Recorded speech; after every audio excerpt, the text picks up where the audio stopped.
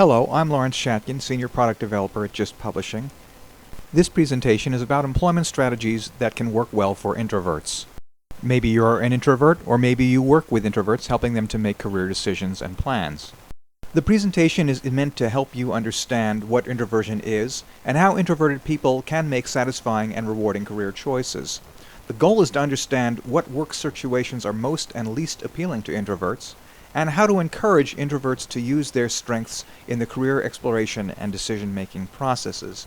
The presentation will also suggest strategies for introverts to deal with challenging workplace situations. Finally, because so much of the growth in our economy is in high-touch occupations such as healthcare, where introverts often feel out of place, it's helpful to learn which introvert-friendly jobs still promise good economic rewards. The psychologist Carl Jung described two kinds of people: extroverts whose psychic energy flows inward, gained from other people, and introverts whose psychic energy flows outward, gained from solitude.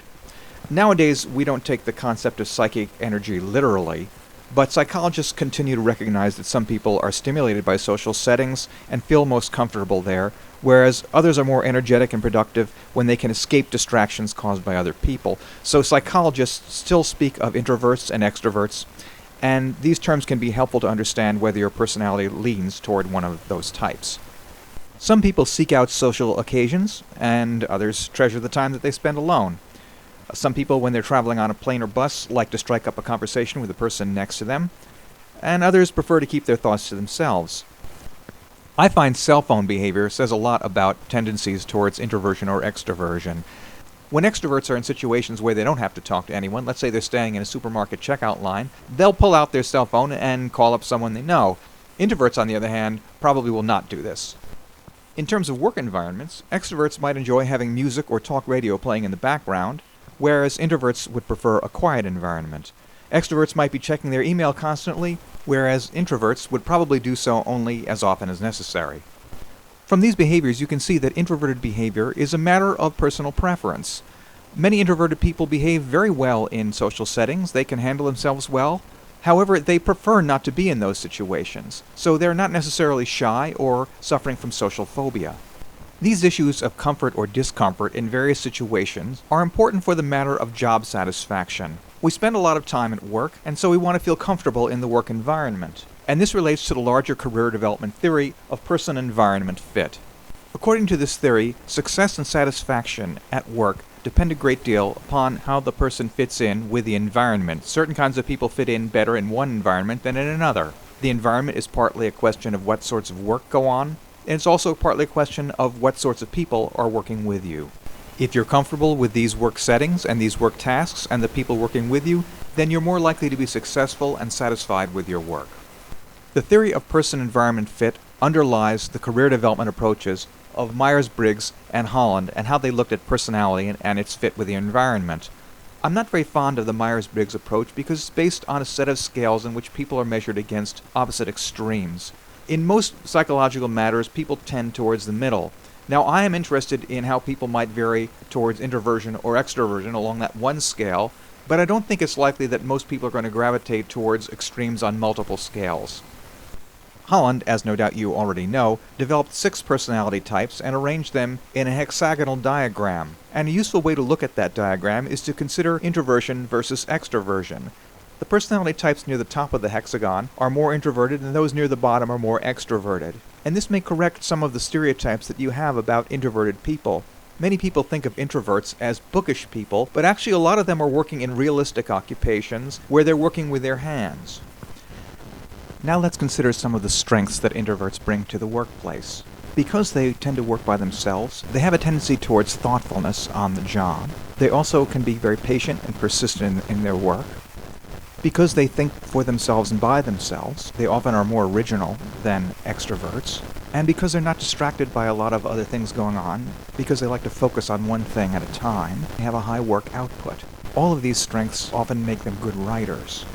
Unfortunately, many of the trends in today's workplace create difficulties for introverts. Some of these changes are technological changes. Cell phones are ringing all the time, instant messages are going off, emails coming in the inbox. Introverts have trouble achieving the focus that they enjoy when there are so many distractions. Another problem is the tendency towards multitasking that so many managers seem to want these days. Introverts prefer to focus on one task and see it through. Studies have actually shown that multitasking is less efficient in the long run, and yet this is the way so many business people operate.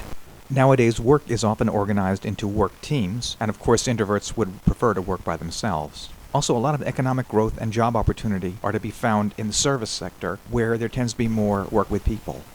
Introverts face other challenges when they look for jobs. In job hunting, the emphasis is on networking and sometimes making cold calls to find leads for jobs. And introverts often have a problem reaching out to other people to do these things. Introverts also may have a problem talking about their strengths when they're interviewing. They don't want to sound like they're bragging. But there are strategies that introverts can use, such as negotiating the rules of the workplace to make the situation play better to their strengths. For example, they can ask for periodic breaks during meetings to give them time to compose their thoughts. They also can ask that at the end of a meeting, everyone has a chance to summarize and speak their mind. That way, the meetings aren't dominated by the loudest people in the room. Another workplace rule that introverts can ask for is 1 day a week when there's no email. Still another way that introverts can escape distraction is to ask for 1 day a week for working at home. Let's not forget that introverts bring certain strengths to the job hunting process. They may be very good at researching job opportunities because of their ability to focus on a task and see it through to completion. They also can use their strengths in preparing for interviews. For example, they can assemble portfolios. As you know, portfolios aren't just for artists anymore. They allow anybody to show evidence of work accomplishments. Introverts who don't feel comfortable bragging about themselves find it easy to bring out a portfolio and show it to an interviewer. With their skills at being persistent and handling detail, they may be able to research information about the company in order to ask intelligent questions at the interview. But another strategy that introverts should be aware of is finding an occupation that is introvert-friendly. How does one go about doing this? The U.S. Department of Labor's ONET database has information on about 950 occupations, and most of those occupations have ratings for features that are particularly of interest to introverts. The two features that I have in mind are independence and contact with others, and these define what makes an occupation friendly to introverts. The rating for independence indicates how much workers get to do their job alone, and the rating for contact with others indicates how much contact there is, whether it's face-to-face or by telephone, with other people on the job, and that gives an idea of how many interruptions may typically take place. This is a listing of the occupations in the ONET database that are rated highest on independence. It's important to understand that the rating does not indicate an amount of time, and therefore, although the scale runs from 0 to 100, Postal Service mail carriers having a rating of 100 does not mean that this occupation is solitary 100% of the time. Rather, it indicates how much solitude characterizes the occupation. Here is a listing of the occupations that are rated lowest on contact with others, again based on a scale running from 0 to 100. Now here are the best jobs overall for introverts, and I should explain how I derived this table. In the first column you'll notice the list of occupations. In the second column you'll notice the I score. That stands for introvert-friendly. I created that by taking the average of the two other scores you just saw, that is the rating for solitude and the rating for contact with others. In other words, the absence of contact with others. And the score shown here is on a scale of 0 to 100.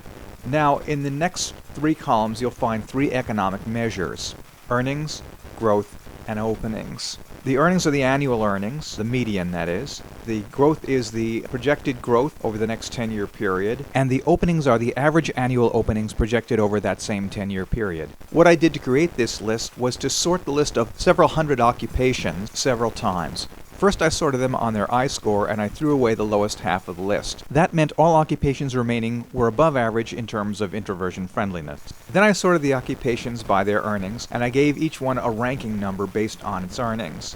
I sorted them again on growth and gave a ranking number based on growth. Then I sorted them on job openings and gave them another ranking number. Then I took the sum of the three ranking numbers for each occupation, and that was an indication of the overall economic desirability of the occupation. The occupations with the best total scores are the ones you're seeing here. As a general rule, occupations with high economic rewards also have high entry requirements. They may require a lot of education or they may require a lot of work experience. The occupations you see here are in the top 10 and they are all pretty high powered and require a lot of preparation.